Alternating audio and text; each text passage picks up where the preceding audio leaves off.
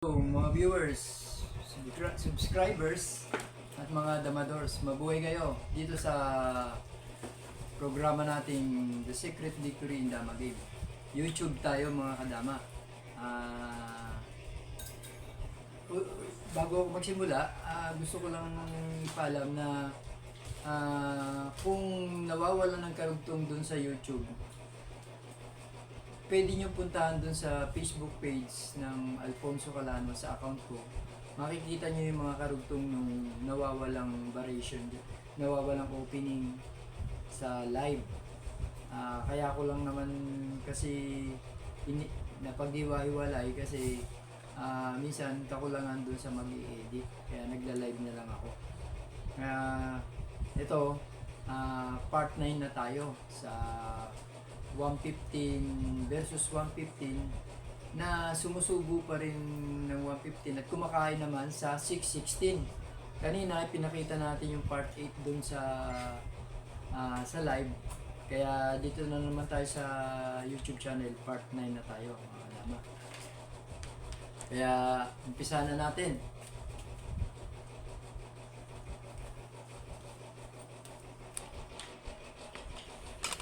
$115 ako. Sinubuan tayo ng 115. Pagkain natin ng 15.1, dito siya kumain sa 616. Nag 314 tayo. Doon sa part 8, tama, sa part 8 kanina, ito yung ginawa niya, 5.1. Kaya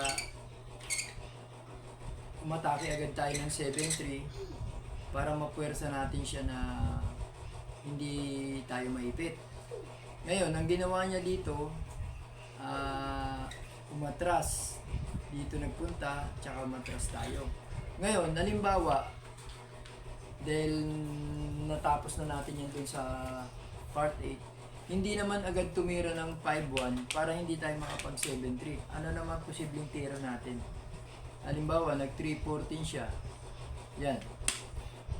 Kapag nag 3-14 siya, 5-1 lang tayo.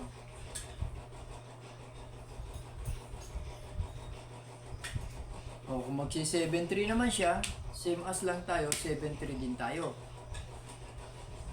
Hindi na tayo madidelikado dyan sa posisyon. Baka posible siya pa. Ngayon, kung halimbawa, tsaka siya nag 5-1, magwa 150 na tayo. Diyan, choices na lang itim, kung ano ititira niya. Siguro, 7-3. Hindi siya makikipag kain-kain kasi magawa natin siya ng maayos na posisyon. Yan, pag nag 7-3 siya, na 9-5 lang tayo. Makatuwid, magti 3-13 lang yan. Kakain tayo ng 15-3. Okay naman kung kumain siya ng 8-14, 5-1 lang tayo. Ngayon, mag 13-7 siya, balik. Yan, pagbalik niya sa 13-7, dito lang tayo titira sa 4-16. Ngayon, kung mag-A3 siya, 16-13 tayo. Kung dadalaway naman tayo, ang kain natin 7-13. Maiipit siya. So, pag bumuka naman siya rito, susubuan natin siya ng 14-16, matatatlo naman siya dito. Kaya ano ba posibleng pwede niyang itira? Itong mga tirahan kadama, war dito, kaya nga posisyonan to. Hindi lang tayo magpapadaig sa posisyon kasi dito sa pagkakataon na to, kailangan tayo yung magkaroon ng best na posisyon kaysa dun sa second boom. Kasi may mali na siyang itinira eh. Hindi na tama yung unang tira niya na nagpapakain. Hindi talaga tama yung unang nagpapakain, 115 versus 115. Maaring magkaroon ng draw pero pabor sa puti parati ang nangyayari. Siya pa yung nag-aabol sa tabla. Kaya dyan, sa part na yan, ano bang pwede niyang posibleng itira? Ganon din, kung magsi 7-3, 16-13 lang tayo. Kung dadalawahin naman tayo, payag naman tayo.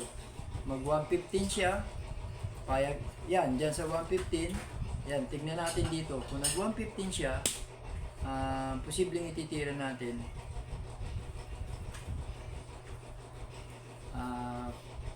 5-4 lang tayo. Kakain siya ng 15-3, kakain tayo ng dalawa. Ngayon, kung ano yung gusto niyang ipangsayang, pwede naman.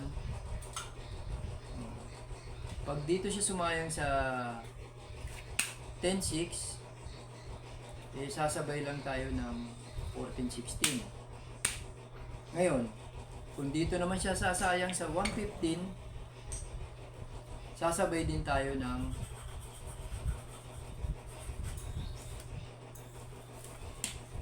16-14. So, kakain siya dito, kakain tayo rito. Pagkain niya rito, pwede na natin siyang subuan. Depende yun sa pwede natin gawin. Pwede rin tayong sumayang dun sa 16-14, 16-2.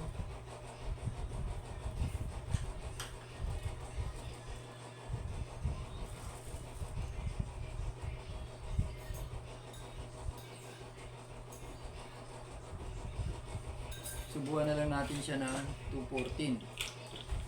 So, dyan mga kadama, pag nag 11-6 siya, titira lang tayo ng 6-1.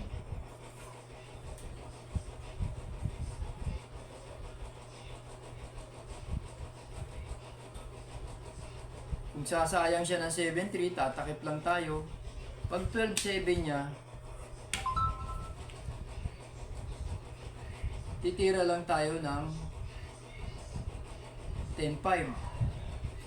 Sayangin niya man tayo, o mag 16-13 siya, marami na tayong tiyempong magagawa. Ahead na tayo masyado rito kung ganitong posisyon. Kaya, tingnan nyo mga kadama, halimbawa, ano ba pwede niyang itira dyan? O, ayan.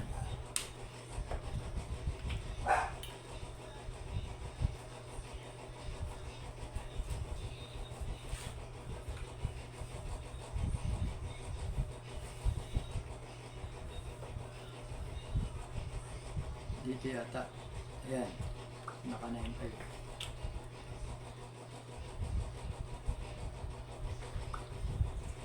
Kung mag 11.6 nga, gaganon tayo. Ngayon, kung sasayangin naman tayo, iilag lang tayo, nakaposisyon na naman tayo. Kaya mga kadama, balik ko lang doon sa pinanggalingan tira, ha?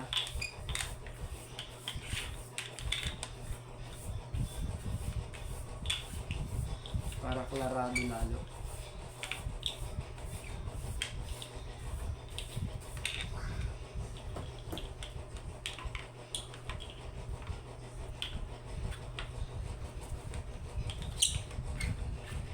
Ayan, 115 tayo, sinubukan tayo ng 115. Yan, kumain ng 616, nag 314 tayo, hindi siya nag 51. Ito nga ang itinira niya, 5-1 tayo. Ngayon, tsaka siya nag 5-1. Sumayang tayo ng 115. Tumakip siya ng 7-3. Nag 9-5 lang tayo. Umatras siya, mga tuwid, mga dama. 4-16 tayo. Sumayang siya ng 115. Nag 5-4 lang tayo. Kumain siya rito. Kumain tayo ng dalawa. At tsaka, sinayang tayo ng 10-6. Pag sayang yan ng 10-6, sumabay lang tayo. So, kung kakain siya dito, kakain tayo doon. Malalamangan na natin siya sa posisyon. So, sa makatuwid, dito ang kain niya muna. Kaya kumain tayo doon. At kumain siya dito sa 616. Dito pala. Sorry, dito pala, yan.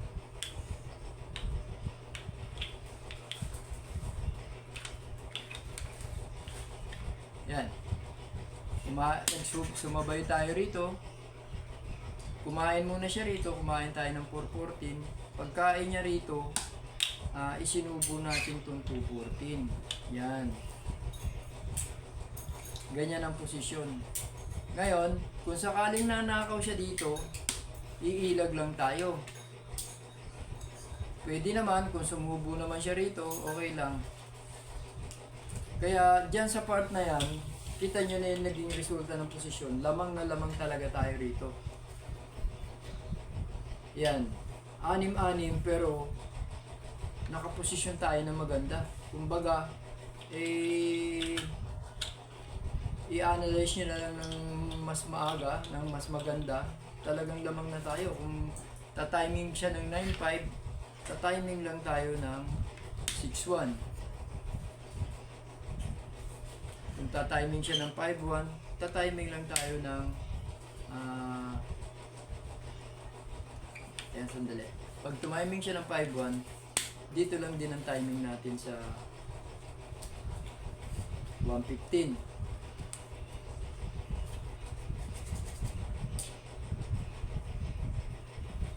Sumayang siya rito.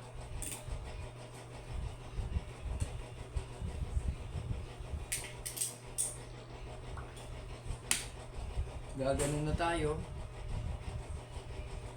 Kain-kain lang. So, best move niya dito. Dito lang tayo. Sumayang man siya sa low. Tsaka dito. Yan.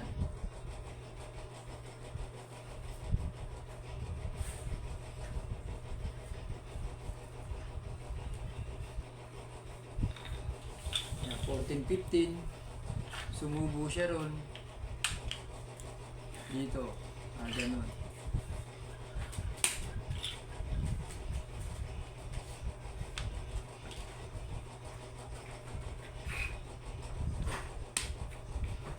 Dama tayo. Pagpunta niya rito, sa timing lang tayo rito, syempre dito siya, tsaka natin lalagay yung dama.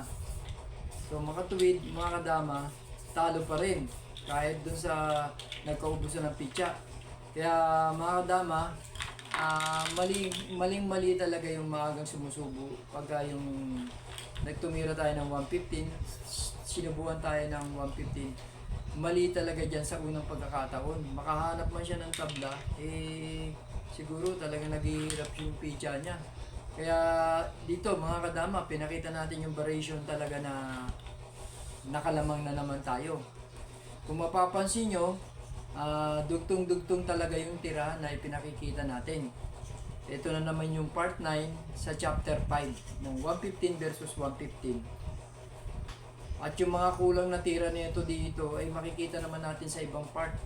Kaya hindi tayo madidelikado. Basta sumunod lang tayo dun sa pattern na ipinapakita ko. Tuloy-tuloy lang naman yung variation dun. Kaya mga kadama, salamat muli na nakapag-ambag na naman uli ako sa inyo ng isang magandang tirahan na naman, pabor sa puti, pabor sa atin sa 115, sa first move. At sana huwag niyong kaligtaan na subaybayan pa rin ito at mas marami pa tayong makikita magagandang tirahan. Kaya mga kadama, antabay lang kayo at marami pa tayong ipapakitang tira na mapapabor sa unang tira ng 115 versus all. Kaya see you soon.